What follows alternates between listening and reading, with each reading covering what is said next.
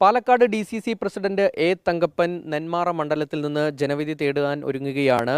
അദ്ദേഹം നമുക്കൊപ്പം ചേരുന്നുണ്ട്.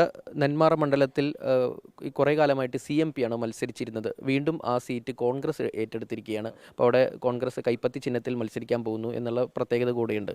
ആ മണ്ഡലം തിരിച്ചുപിടിക്കാൻ കഴിയുമോ? അങ്ങനെയാണ് പ്രതീക്ഷിക്കുന്നത്. കാരണം 2 പ്രാവശ്യം തന്നെ UDFൻ്റെ കെ ചന്ദ്രൻ ജയിച്ച മണ്ഡലമാണ്. പല പാർലമെൻറ്റിൽ ഇലക്ഷനൊക്കെ UDF നല്ല ലീഡ് വന്നിട്ടുള്ള നിയോജകമണ്ഡലമാണ്. പിന്നെ ഇന്നത്തെ അന്തരീക്ഷം LDFനെതിരെ UDFന് അനുകൂലമായിട്ടുള്ള ഒരു അറ്റ്മോസ്ഫിയർ നിലവിലുണ്ട്. ഇതെല്ലാം കണക്കിലെടുക്കുമ്പോൾ UDF ജയിക്കാൻ സാധ്യതയുണ്ട്.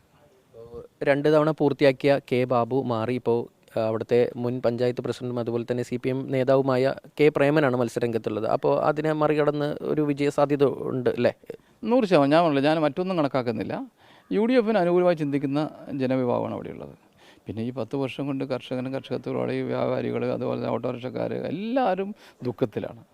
അതിന് കക്ഷി രാഷ്ട്രീയമൊന്നുമില്ല. CPM, BJP, കോൺഗ്രസ് ഒന്നുമില്ല.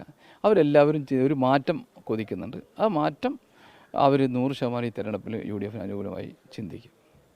DCC പ്രസിഡന്റ് എന്ന നിലയ്ക്കുള്ള ചോദ്യമാണ്. അതായത് ഇപ്പോൾ ജില്ലയിൽ മറ്റ് മണ്ഡലങ്ങളിലും കോൺഗ്രസ് മത്സരിക്കുന്ന മണ്ഡലങ്ങൾ, അതുപോലെ തന്നെ UDF മത്സരിക്കുന്ന മണ്ഡലങ്ങളൊക്കെ ഇതേപോലെ വിജയം ഉറപ്പാക്കാൻ കഴിയുമോ? മണ്ഡലങ്ങളൊക്കെ തിരിച്ചുപിടിക്കുമ്പോൾ മലമ്പുഴ, അതുപോലെ തന്നെ ഷൊർണൂർ, ഒറ്റപ്പാലം, അവിടെയൊക്കെ എത്രത്തോളം മത്സരം കാഴ്ചവെക്കാൻ കഴിയുമെന്നാണ് പ്രതീക്ഷിക്കുന്നത്?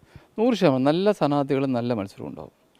ഞാൻ നേരത്തെ പറഞ്ഞിരുന്നു, ഒരു നന്നായിട്ട് അനുകൂലമായിട്ട് വന്നാൽ 7-8 സീറ്റ് വരെ UDF ജയിച്ചു വരും. എന്നാൽ അല്ലെങ്കിൽ തന്നെ ഇപ്പോൾ തന്നെ പാർലമെൻറ്റ് 4 മുന്നിട്ടാണ്. ഞങ്ങൾക്ക് 2 അസംബ്ലി ഉള്ളവിടെ 4 മുന്നിട്ടാണ്.